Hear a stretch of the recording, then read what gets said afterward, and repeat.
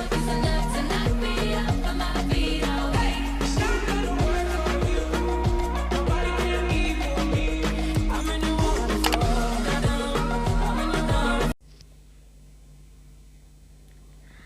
assalamualaikum warahmatullahi wabarakatuh. Gimana kabarnya adik-adik dan teman-teman semua dimanapun kalian berada? Kembali lagi bersama aku Dwi Lansari. Oke, di video kali ini aku mau memberikan informasi tentang pendaftaran beasiswa Kartu Indonesia Pintar di UIN Raden Intan Lampung. Nah, siapa nih di sini adik-adik semua yang sudah atau teman-teman semua yang angkatan tahun 2022 yang sudah kepo banget atau mungkin sudah mencari tahu nih apa saja persyaratannya, bagaimana mekanisme pendaftarannya sampai mengulik habis gimana sih tips dan triknya.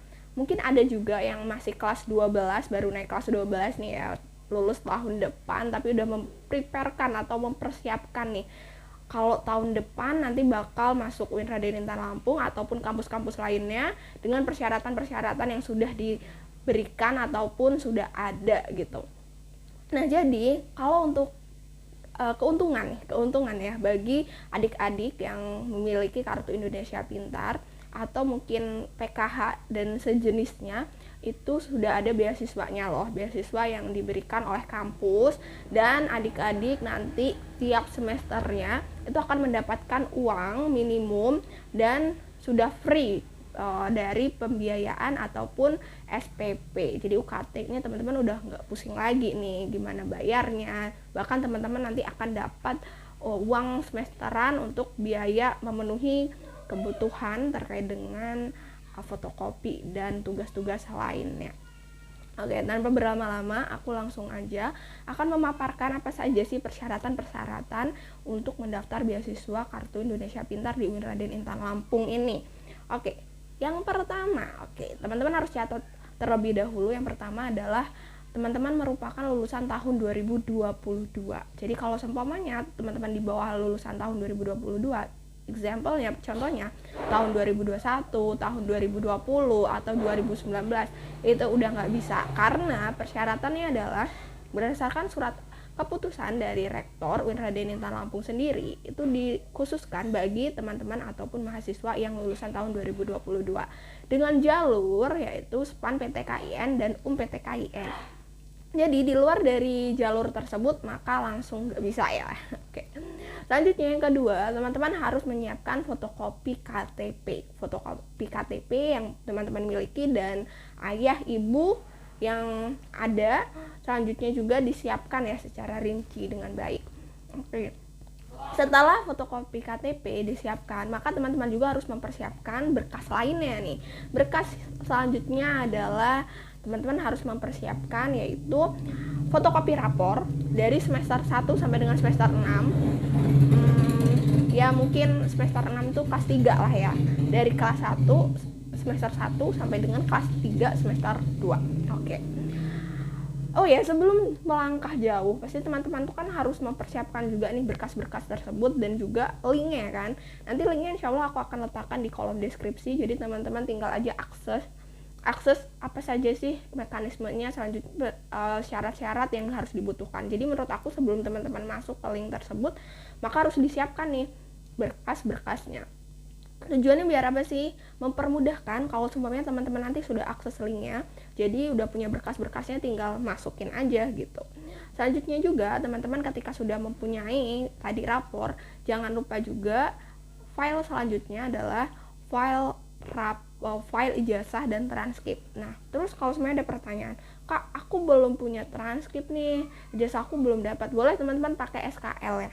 SKL tapi sudah dilegalisir. Jadi tadi baik rapor, ijazah ataupun transkrip itu harus sudah dilegalisir oleh kepala sekolah ataupun kepala madrasah. Dan sertakan juga sertifikasi atau akreditasi ya, akreditasi dari sekolah. Jadi akreditasinya apa nih? A, B, atau C, dan lain sebagainya itu harus disertakan. Selanjutnya apalagi nih Kak? Selanjutnya adalah teman-teman untuk ini kan tadi sifatnya adalah untuk kita ngurusnya di sekolah ya. Tadi legalisir rapor, legalisir dari ijazah, transkrip, dan mungkin kalau yang belum punya masih pakai SKL. Dan ini juga ada beberapa file yang harus teman-teman siapkan yang berkaitan dengan keperluan data pribadi atau data keluarga. Yang pertama itu adalah rekening listrik. Jadi berapa sih pengeluaran untuk data terakhir di bulan terakhir, itu pengeluaran untuk penggunaan listrik kita. Jadi kan nanti akan terlihat tuh, ataukah mungkin ada yang 100.000, 200.000, 300.000 dan lain sebagainya. Itu maka nanti di fotokopi untuk disertakan juga. Selanjutnya, selain itu, teman-teman harus memiliki PBB, fotokopi KTP PBB seperti itu. Kalau aku baca di surat keterangannya, kalau semuanya teman-teman atau keluarganya belum punya, itu harus ada penanda tanganan gitu. Tapi aku belum tahu nih ya sifatnya seperti apa, karena kalau dulu aku mencantumkan PBB ya benar-benar PBB ada gitu dari keluarga, jadi nggak perlu ngurus berkas lain kalau seumpamanya surat PBB itu tidak ada gitu. Mungkin nanti teman-teman bisa cari referensi bagaimana ketika PBB kita itu nggak ada gitu. Nah selanjutnya teman-teman juga harus menyertakan foto rumah, itu mulai dari foto tampak depan, tampak belakang, tampak kanan, tampak kiri, tampak dalam, itu secara rinci. Bahkan itu harus dilihatin gitu dalamnya ada apa aja, maksudnya menggunakan keramik kah, atau masih menggunakan lantai biasa, atau mungkin masih menggunakan tanah dan lain sebagainya. Itu harus ditampakkan sejelas-jelasnya. Karena apa? Biar panitia yang nanti akan menilai secara rinci dan secara jelas kondisi dari rumah kita itu seperti apa gitu. Selanjutnya teman-teman juga harus menyertakan nih, kalau seumpamanya tadi berasal dari KIP, memiliki KIP atau PKH atau mungkin bantuan sosial lainnya, maka harus disertakan fotokopinya. Jangan lupa juga disertakan SKTM-nya. Mungkin kalau seumpamanya, Kak aku punyanya cuma KIP, apakah harus semuanya itu punya? Contohnya KIP, KKS, selanjutnya PKH, apakah harus punya? Cukup satu aja. Ini berdasarkan hasil balasan dari Mimin ya, Mimin dari Winra dan Intan Lampung, cukup satu aja. Jadi nggak perlu banyak-banyak. Bahkan kalau semuanya daftar beasiswa pun, kecuali beasiswa di luar KIP ini, biasanya mereka juga membutuhkan hanya satu aja nih berkas yang kita untuk submit. Jadi teman-teman kira-kira punyanya apa nih? Apakah punya PKH atau punya KIP? Seperti itu. Selanjutnya juga mungkin teman-teman merupakan keluarga yang terdampak COVID. Ayahnya mungkin pernah di PHK, atau bagian keluarga dari ayah atau ibu yang meninggal dunia bisa juga dicantumkan dengan surat keterangan kematian dari salah satu anggota keluarga. Seperti itu. Selanjutnya juga teman-teman, ini aku sangat menyarankan bagi teman-teman yang punya prestasi ketika SMA, tolong banget untuk dicantumkan. Baik itu non-akademik ataupun akademik, itu harapnya dicantumkan. Kak kalau semuanya aku nggak punya gimana, tapi aku pingin banget dapat beasiswa. Ya nggak apa-apa, silahkan gitu. Tapi sangat mendorong sekali atau mendukung ketika teman-teman mempunyai sertifikat seperti kejuaraan, baik itu tingkat kabupaten, kecamatan, bahkan provinsi ataupun nasional, atau mungkin bahkan internasional, itu sangat mendukung seperti itu. Jadi selain dari tadi beberapa persyaratan yang mungkin banyak yang harus teman-teman siapkan, aku ada beberapa tips dan trik buat teman-teman semua yang saat ini sedang berjuang untuk berkuliah dan ingin mendapatkan beasiswa. Kuncinya yang pertama adalah jangan mudah putus asa. Karena ketika teman-teman sudah gagal sekali, gagal 2 kali, gagal 3 kali, yuk coba lagi. Berarti jadikan kegagalan itu seperti minum obat ya, sehari sampai 3 kali gitu. Bahkan kalau bisa nggak apa-apa, banyak-banyakin gagal nggak apa-apa. Sampai kita benar-benar, oh ini ya rasanya gagal, oh gini ya rasanya gagal, udah nggak ada rasanya sama sekali, sampai hambar kayak gitu. Jadi menurut aku ketika teman-teman memutuskan untuk daftar beasiswa, kan keputusannya ada 2 tuh, dapat atau enggak. Jangan jadikan ketika nggak dapat teman-teman langsung pasrah, benar-benar nggak mau berjuang lagi, nggak mau mempersiapkan yang terbaik lagi. Karena aku yakin ketika kita ada usaha, ketika kita ada kemauan, apapun itu pasti ada aja jalannya gitu. Akan ada jalan yang diberikan oleh Allah untuk kamu nih, sebagai bentuk bahwa kamu udah berjuang sejauh ini. Allah akan memberikan hadiah-hadiah yang luar biasa yang kadang di luar ekspektasi kita. Seperti itu. Kuncinya adalah itu, ketika teman-teman sudah yakin ingin mendaftar beasiswa, walaupun nantinya teman-teman nggak mendapatkan beasiswa KIP ini, aku harap teman-teman nggak berhenti berjuang, karena di UIN sendiri banyak banget beasiswa yang diberikan untuk mahasiswanya. Jadi never give up.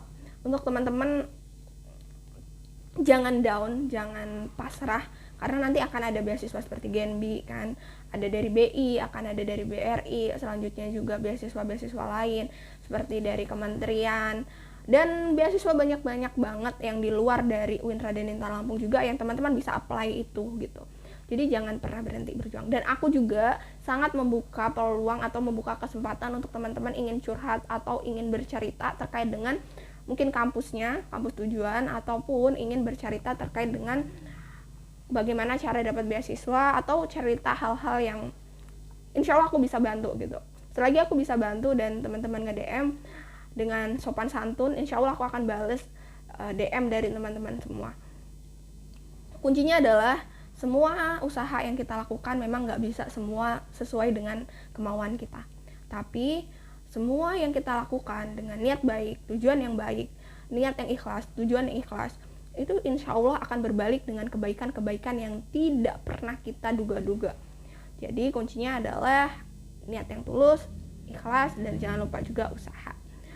Mungkin itu beberapa hal yang dari aku. Nanti link-linknya akan aku insya Allah berikan di deskripsi. Jika ada pertanyaan boleh langsung DM ya. Oke, see you. Assalamualaikum warahmatullahi wabarakatuh. Dah.